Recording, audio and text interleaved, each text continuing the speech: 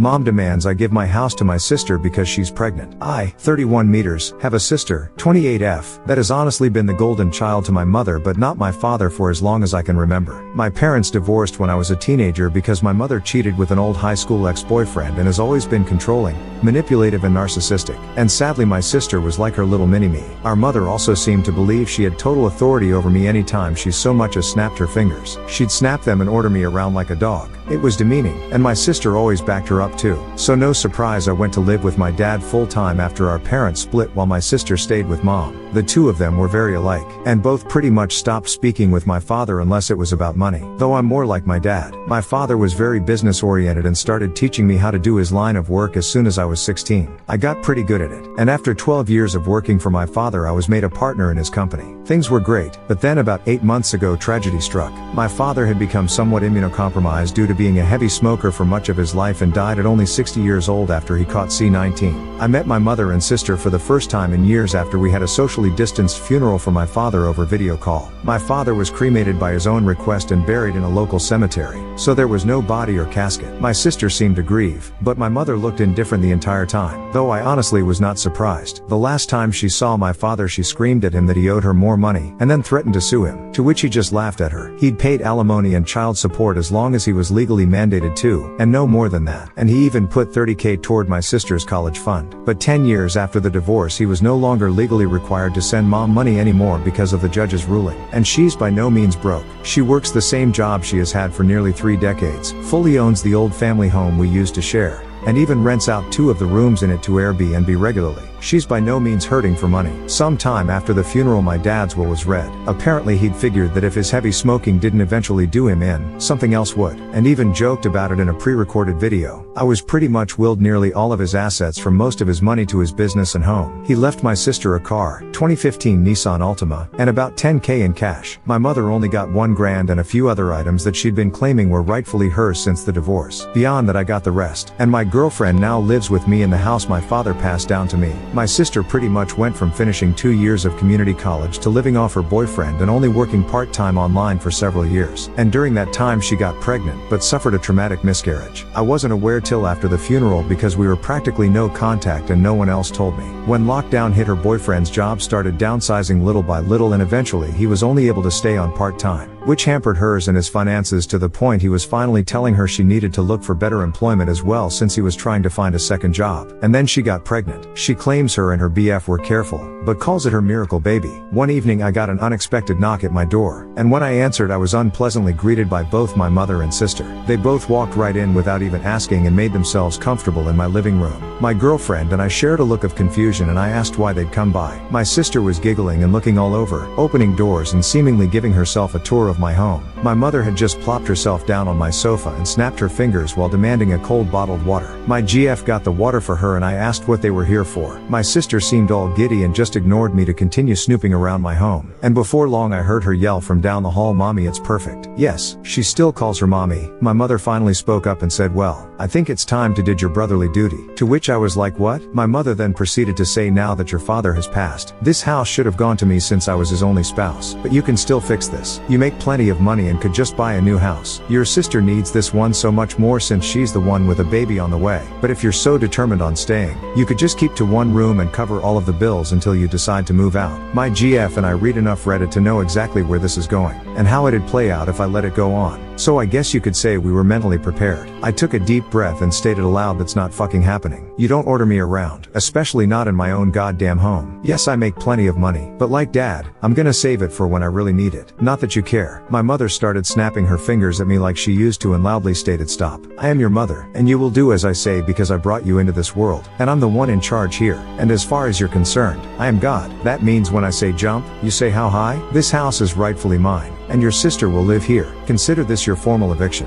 But since I'm gracious, I'll give you 2 weeks to pack your bags and transfer the deed to me." In the back of my mind I'm thinking this can't be real, but then I just grabbed my cell phone and started dialing. My mother quickly stood up and yelled, "What are you doing?" And I retorted, "I'm doing what I should have done as soon as this shit started. I'm calling the cops to get you out of my fucking house." She started swiping at me and managed to knock my phone out of my hands. Then she proceeded to try and stomp on it, but I was quick enough to snatch it up before she could. "That's fucking it. If you don't leave I will force you out myself. My mother proceeded to slap me across the face, and I returned the favor twice as hard backhanded. So much so I ended up knocking her back down onto the couch. She held her hand over her reddening and smeared makeup face in total shock, and then yelled, "How dare you?" I went back to dialing on my phone and said that if she didn't leave, I would have police come and remove her by force. My sister came barreling in between us, holding her arms out and saying that I should just do the right thing for once in my life and be a good big brother. I snapped and said, "Oh really? I'm the bad sibling? Last I checked I was the one who's had to work for a living since I was a teenager. I had to do all the chores in the house while you just sat on your ass playing video games or talking with your friends all day. And you used to steal my hard-earned money just to go out shopping after you spent all of your allowance. You're a complete mooch and thief, so I don't owe you shit. Now both of you get out before I decide to dial this last number."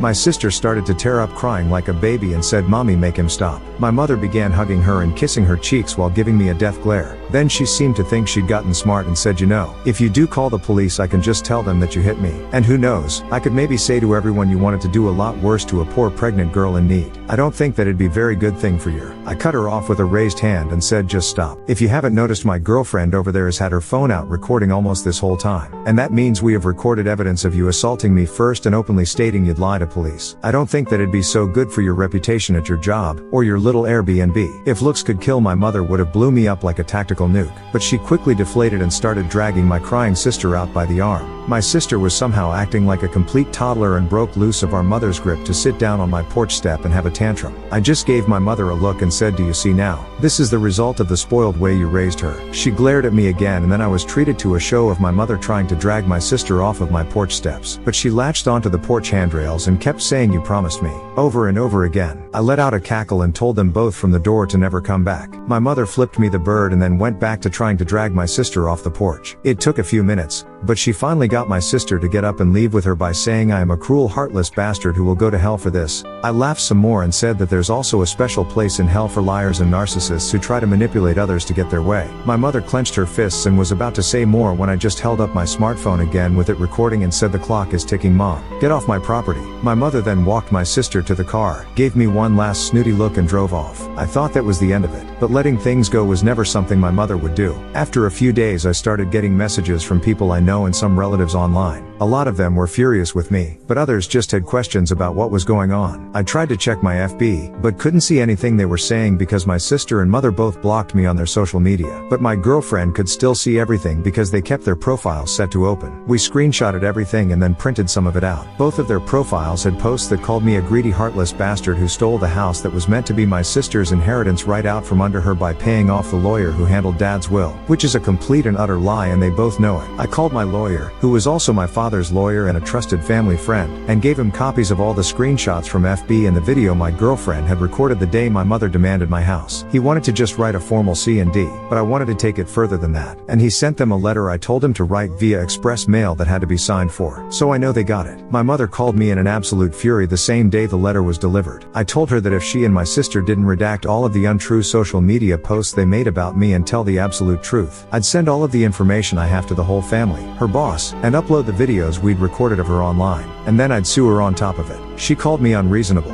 and that she just did what she did for my sister's sake, and then went into a full-blown lecture reiterating her belief that my sister still needs my house more than me. I bluntly stated I didn't care what she thought, and if she didn't redact everything and tell the truth I'd make sure her career would be over. She begrudgingly said, "Fine, you win, have it your way and keep the fucking house," before hanging up the phone. That very evening all of the lying posts disappeared from both their profiles. I was unblocked, and my mother gave me and everyone else a half-assed apology claiming she jumped the gun with everything she said because she thought my sister needed my house more than me because she's broke and pregnant. But the house was rightfully mine according to my father's will, and she knew that even before my father passed away, so she had no right to try and claim it. As for my sister, she also apologized, but more or less just parroted everything our mother said while claiming she just went along with her ideas. And then she blamed what she did all on our mother and her pregnancy hormones. The replies poured in for some time on both my mother and sister's profiles, many furious with them for trying to take my house. I got a lot messages of sorries and my bads from those who'd previously believed her. But all it really did was show me who was more on her side to begin with, since they were all believing her nonsense so quickly. They were mostly people from her side of the family anyway. No one on my father's side believed her at all, and openly said so. My sister and her boyfriend ended up moving in with our mother to save money, but she put them in the basement to keep her Airbnb running. And my sister started crying on social media that she can't live upstairs. And I'm pretty sure the two of them were fighting with each other, because all my sister did after that is complain online. And my mother barely posted anything on her SM anymore because of the previous stunt she'd tried. And for those of you who read this far, it's not the end of the story. Stay tuned for the rest soon. Update: now you all know from my last post that my mother tried to act like she's in charge of my life and also acted like my house was hers to give away. Well, that ended very badly for both her and my spoiled sister, because I threatened to expose them. And that whole incident inspired me to get cameras for my house inside and outside. My dad was old school. He didn't care for cameras at home. Hell, he didn't even care for TV save for the occasional movie. He mostly enjoyed his scotch with a cigarette and a good book. But now I own this house, and cameras were a very needed upgrade. And just in case my GF and I didn't tell anybody outside of our close friend circles about them, and those that do know were sworn to secrecy and kept their word. A couple of weeks had gone by without any word from my mother or sister other than what I was seeing on my sister's social media. She was constantly complaining about having to live in our mother's basement, and I'm pretty sure she was making our mother miserable for it. But what came next surprised me. I got a frantic call from my sister saying that her boyfriend was questioning whether or not he was the father of her pregnancy,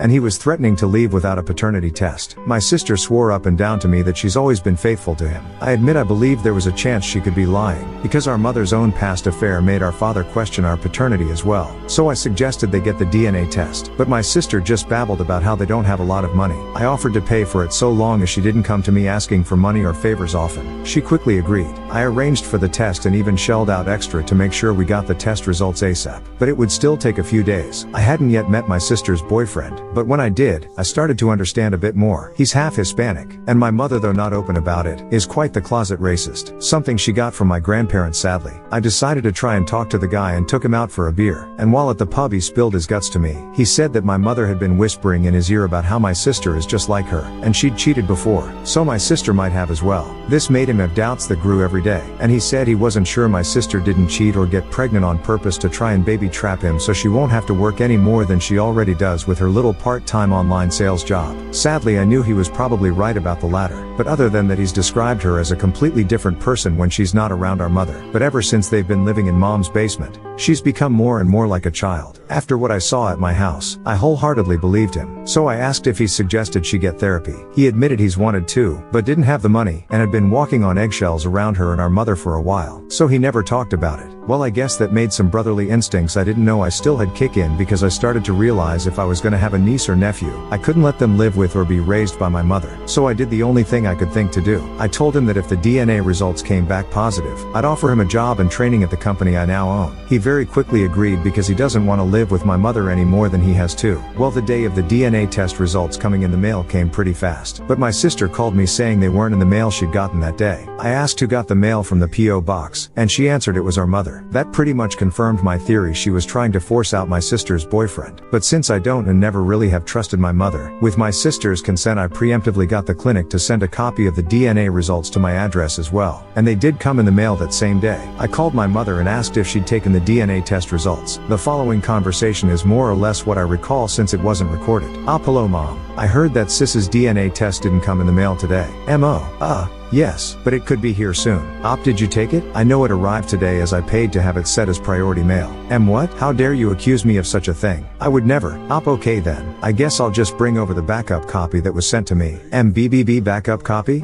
Yeah, I had one sent to me as well at the same day since I paid for it. Sis gave her okay and everything. I guess I'll just call her then and we'll meet up. Wait, that's no Ness. Click. I hung up the phone and called my sister right away. I picked up my sister and her BF from my mother's house and drove to a local diner restaurant. And there we opened the envelope together. Sure enough, the test results were positive. My sister's BF was so happy that he actually asked her if she'd want to marry him. And she said yes, like half a dozen times. The little vindictive part of me was just waiting to see my mother's face when she got the news. But what happened next honestly shocked me. When I took my sister back home, hers and her BF stuff was in the process of being put out onto the lawn by a few men we didn't recognize. My sister froze with a look on her face I'd never seen before. Our mother came huffing outside in a rage while holding the DNA test results she claimed never arrived and began verbally tearing into my sister. How could you make a baby with that racial slur? I thought your dating him was just a stupid phase, but now you're gonna have his baby and marry him. I would have been sorta okay with having his little bastard around if you weren't raising it in my home and racial slur wasn't around anymore, said while pointing at sister's BF. But mommy, I am no buts young lady. I demand you abort that little word I do not want to use from your belly right now or leave my house at once. Then she turned to me while snapping her fingers and said, and you,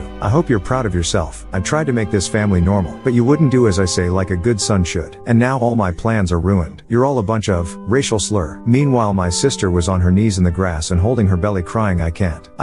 My mother then actually grabbed my sister's hair and was poised ready to take a swing at her. But one good glare from me and she froze in place and then rigidly lowered her arm. So she just let out a loud growl and stormed back into her house screaming, she's your problem now, Craggle. I no longer have any children. That night I put up my sister and her BF up in a hotel till a friend of my lawyer that works in real estate helped arrange an apartment for them ASAP. And like I promised, I gave sister's BF a job. He's new and pretty much starting at the bottom rung, but he's a quick learner. It'll take a while, but I'll get him in a good position, and he's very happy to work for me. My sister is now in therapy paid for by my company's insurance, and has already started to act more mature than I've ever seen her. She's stopped referring to our mother as mommy and has even started talking about her the way I do. She came to me recently and said she's working harder now, and told me I was right about her being a spoiled mooch, and she's gonna work hard to be a good mother and provider for her child. Her therapist seems to really be doing a great job. As for my mother, well, she actually drove up to my house in broad daylight when no one was home and broke several of my front windows with large rocks she had in a metal bucket, and the rocks had racial slurs written all over them. But thanks to those cameras I put in, she was caught pretty easily. I had the footage in police hands that same day.